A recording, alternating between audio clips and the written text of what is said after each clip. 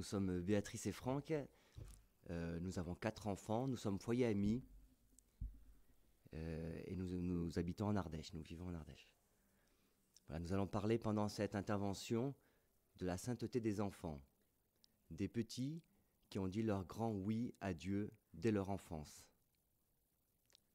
Commençons par la lecture de la Bible. En Matthieu 11, 25. En ce temps-là, Jésus prit la parole et dit : « Tu es béni, Père, Seigneur du ciel et de la terre, de ce que tu as caché ces choses aux sages et aux intelligents, et de ce que tu les as révélées aux tout-petits. » Et Saint Pie X avait dit en 1910, en permettant aux enfants de faire leur première communion dès l'âge de raison, « Il y aura des saints parmi les enfants. » Dans un premier temps, nous allons voir que nous ne naissons pas saints, nous le devenons. Dans le catéchisme de l'Église catholique, au paragraphe 2520, le baptême confère à celui qui le reçoit la grâce de la purification de tous les péchés. Mais le baptisé doit continuer à lutter contre la concupiscence de la chair et les convoitises désordonnées. Donc le baptême est nécessaire pour cheminer vers la sainteté, mais l'attrait vers le mal reste bien réel. Chez certains enfants qui sont morts très jeunes, nous pouvons voir une véritable conversion très concrète dans leur vie, dans leur courte vie. Nous pouvons commencer avec Anne de Guigné. C'est une petite fille qui est morte à 11 ans moins le quart, selon son expression. C'est une enfant aimable, qui avait du caractère, mais aussi des défauts marqués et qui inquiète son entourage. Elle est coléreuse, dominatrice, portée à la désobéissance et à l'orgueil. C'est un événement tragique dans la vie familiale qui va provoquer chez Anne une véritable conversion. En 1915, son papa meurt au champ d'honneur. « Anne, si tu veux me consoler, il faut être bonne », lui dit sa maman. À partir de cet instant, Anne va mener avec acharnement un combat de tous les instants pour devenir bonne. Combat de sa transformation intérieure, qu'elle gagnera grâce à sa volonté, certes, mais surtout, et c'est elle qui le dit, par la prière et les sacrifices qu'elle s'impose. Son amour pour sa mère, qu'elle veut consoler, va ainsi devenir son chemin vers Dieu. Elle fera des efforts continuels, que remarque son entourage, pour lutter contre son mauvais caractère. Sa première communion est le phare qui éclaire son chemin de conversion. Elle l'avait préparé de tout son être et de toute son âme, et y aspirait plus que tout. Anne sera emportée par une méningite dans de grandes souffrances qu'elle offre en disant : « Mon Dieu, je veux tout ce que vous voulez. » Nous avons aussi découvert Delphine de Fosseux, qui était surnommée Mademoiselle Non. Delphine va choisir et apprendre à dire et redire un grand oui tous les jours de sa vie pour suivre Jésus et lui faire plaisir. Elle meurt aussi très jeune, à l'âge de 10 ans. En mourant, sa maman dira qu'elle a glissé de ses bras à ceux de la Sainte Vierge qui vient la chercher pour entrer dans le ciel. Alors c'est vrai que même si nous ne naissons pas saints, il y a des facilités ou prédispositions de l'enfant à la vie spirituelle.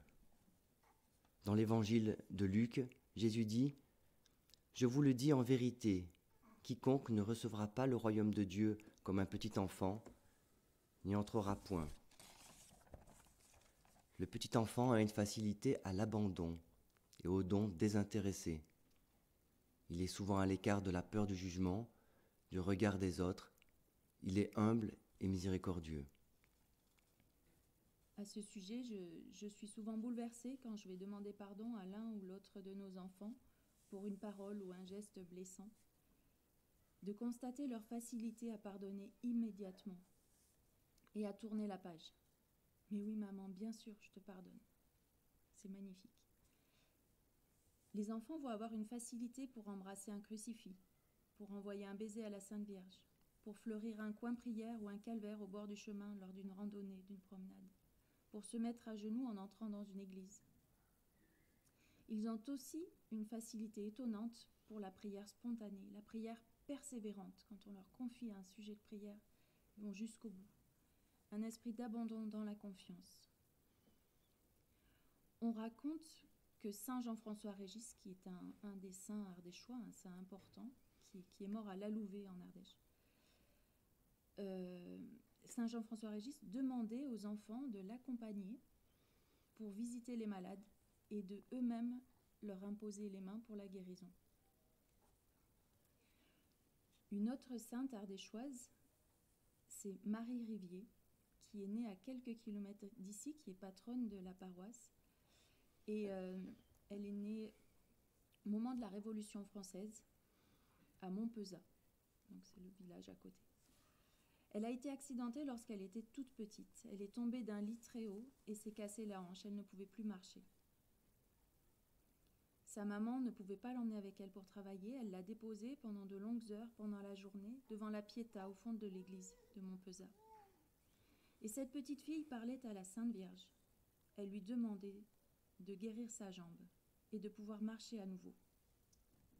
Elle lui disait « Sainte Vierge, si tu me guéris, je te ramasserai des petites dans la rue. » Les filles n'avaient souvent pas accès à l'instruction à ce moment-là.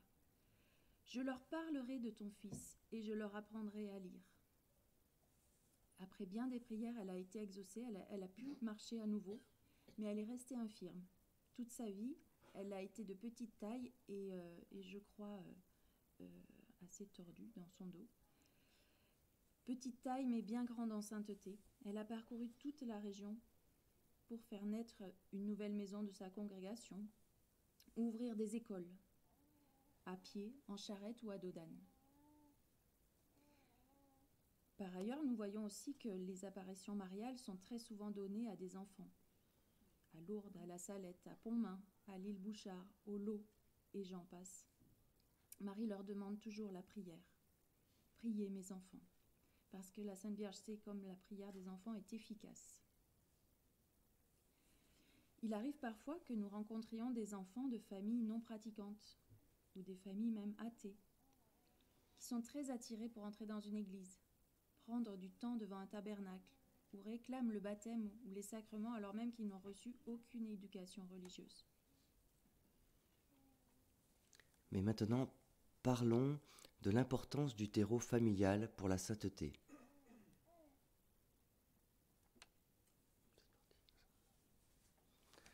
Un jour, quelqu'un demande à Mère Teresa « Comment fait-on pour devenir saint ?» Elle-même étant reconnue par beaucoup comme sainte de son vivant. Elle répondit avec simplicité « On le demande ». La prière persévérante pour nos enfants, petits-enfants, filleuls, pour qu'ils deviennent des saints est précieuse, ainsi que d'aider l'enfant à faire cette même prière.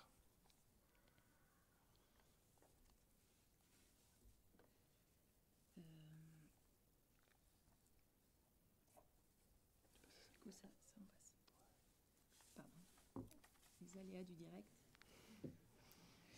Nous pouvons prendre l'exemple de Samuel dans la Bible, dans l'Ancien Testament. Sa maman n'avait pas d'enfant, en souffrait terriblement. Elle est venue pleurer au temple devant le Seigneur pour le supplier de lui donner un fils et promettre que cet enfant serait consacré à Dieu pour toute sa vie. Dieu a entendu sa prière, il lui a donné Samuel.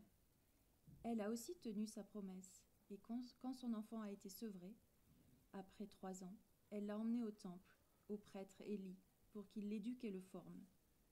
Et ce petit Samuel a d'ailleurs, avant de devenir un prêtre et un prophète, a d'ailleurs clairement entendu la parole du Seigneur qu'il appelait pour lui parler, pendant qu'il parlait dans le temple. Le chemin de sainteté est exigeant, et l'exemple et le soutien des parents, grands-parents, parrains, marraines, entourage de l'enfant vont être fondateurs. Saint Jean-Paul II se souvenait de trouver son père priant à genoux le matin quand il se réveillait. Cela l'a marqué toute sa vie et il est lui-même devenu un grand priant. Les parents de Thérèse de Lisieux, que nous fêtons aujourd'hui, allaient tous les matins à la messe à 5 heures, malgré la fatigue et la charge importante de travail. Ils se montraient généreux et aucun pauvre qui venait demander un bout de pain ne repartait les mains vides.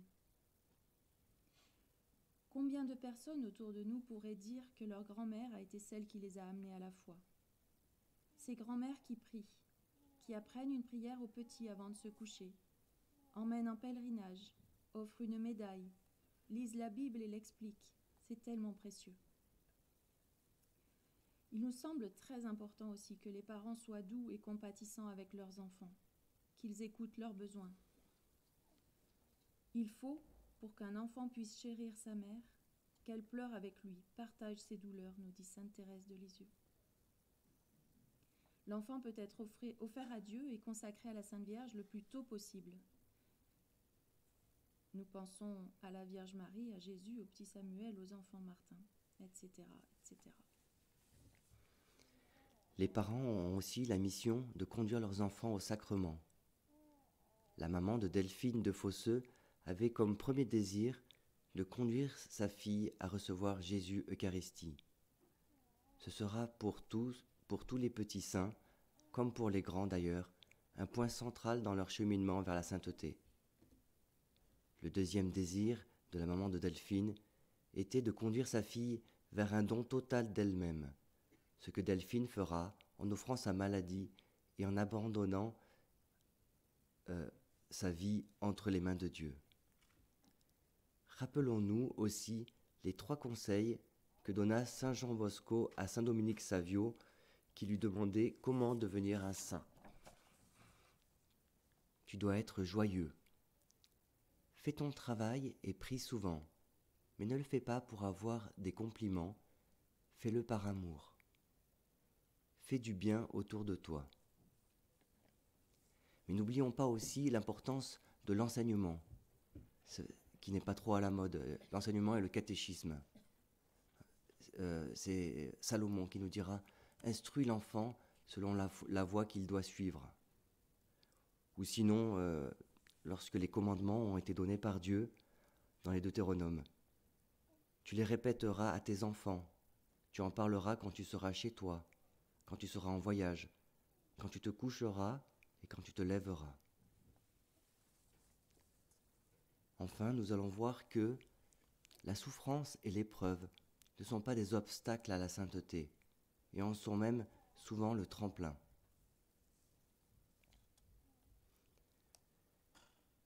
En Saint Luc, si quelqu'un veut venir après moi, qu'il renonce à lui-même, qu'il se charge chaque jour de sa croix et qu'il me suive. Beaucoup d'enfants qui ont une vie courte et lumineuse acceptent la souffrance et apprennent à l'offrir. Nous avons parlé hier de Chiara Luce Badano, cette jeune fille italienne morte à 19 ans en 1990. Elle avait très tôt compris la souffrance de Jésus abandonné et à 9 ans, elle avait choisi de le consoler le plus souvent possible en allant vers un camarade seul, vers une personne souffrante, en offrant cet effort pour soutenir Jésus abandonné. Quelle grandeur d'âme! Saint Maximilien Kolb avait eu un songe lorsqu'il était enfant. La Sainte Vierge lui présentait 2 couronnes, une blanche pour la pureté et une rouge pour le martyre, en lui demandant d'en choisir une. Il a choisi les 2. Il a vécu le martyre de l'amour, après quand il était adulte, en donnant sa vie à la place de celle d'un père de famille condamné à mort, et il a choisi et vécu la pureté dans toute sa vie. La petite Jeanne-Marie Quégelin, dont vous avez peut-être entendu parler, qui est morte à 11 ans en 2004, en la fête du Sacré-Cœur, sauvagement assassinée. Elle avait écrit dans son journal le matin même de son enlèvement. « Jésus, je te remercie parce que tu m'as donné la force d'être bonne et que tu as été crucifié pour nous sauver. Aide-moi à faire beaucoup de sacrifices et que je reste dans la joie. » Cet enfant grandissait dans une famille profondément ancrée dans la foi, qui avait soif des sacrements. et Jeanne-Marie bénéficiait du catéchisme avec les sœurs Dominique d'ailleurs.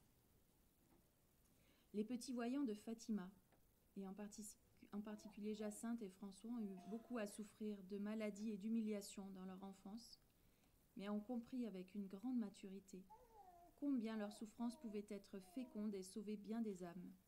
La Sainte Vierge les a beaucoup encouragés dans ce sens-là. Et puis je voulais vous parler d'une dernière petite fille qui s'appelle Anne-Gabrielle Caron, qui a vécu la maladie et la souffrance comme un tremplin vers le ciel. Anne-Gabrielle a grandi dans le Var.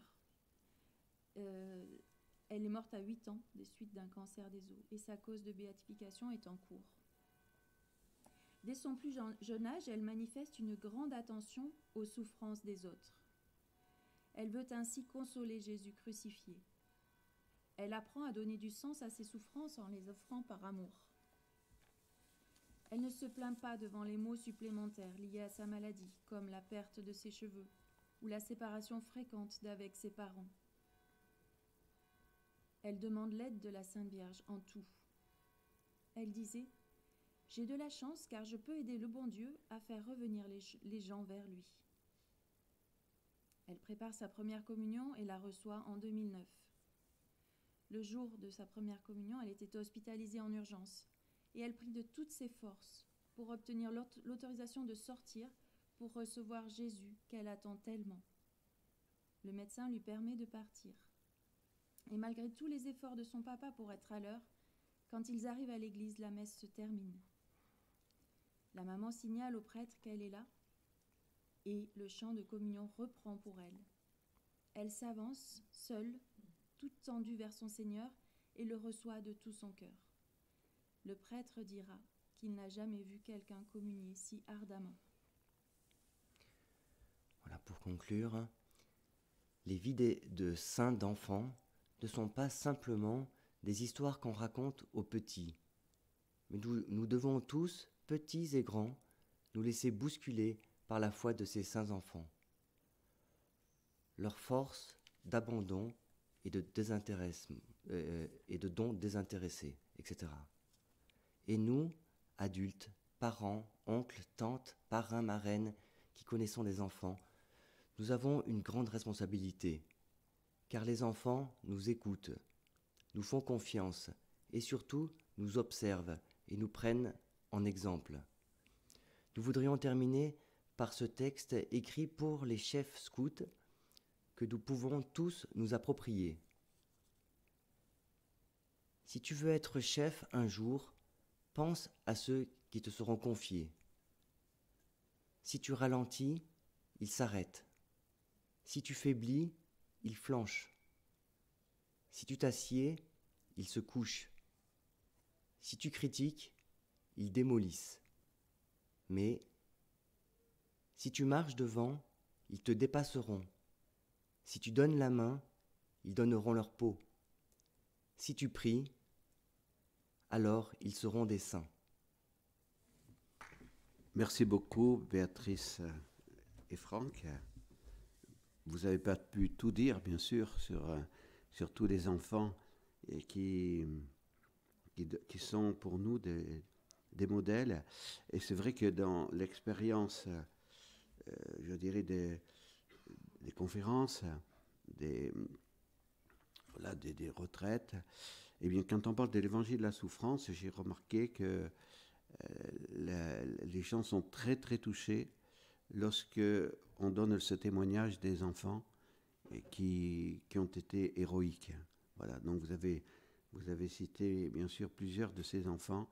Il y en a d'autres qui seront connus par l'Église universelle, parce que jusqu'à un certain temps, on ne pouvait canoniser les enfants que s'ils étaient martyrs du sang. C'est avec Anne de Guigné que le tournant a été pris. Et pourquoi cela ? Parce qu'il y avait une loi dans l'Église qui demandait, pour être béatifié, si on n'était pas martyr, d'avoir vécu l'héroïcité des vertus pendant plus de 15 ans, je crois, ou 20 ans. Alors évidemment, si on meurt à 9 ans, difficile de... Voilà. Alors donc cette loi a été changée Et justement, Anne de Guigné est vénérable, elle n'est toujours pas béatifiée parce qu'il manque le miracle pour la béatification. Mais on a pu dire qu'une enfant à 10 ans peut être déclarée vénérable parce qu'elle a réalisé l'héroïcité des vertus et qu'on n'a pas besoin de 15 ou 20 ans d'héroïcité des vertus pour pouvoir le déclarer. Voilà. Alors, on a une petite italienne qui aussi est déclarée vénérable. Il manque encore un miracle pour être béatifiée, puisque nous avons une sœur ici qui a pris son patronage, s'appelle Antonietta, une petite romaine, qui est morte à quel âge? 6 ans et demi. Et c'est vrai que je pense que c'est aussi intéressant pour vous à découvrir les lettres qu'elle écrivait à Jésus. Et à 6 ans et demi, on est capable d'être héroïque. Voilà.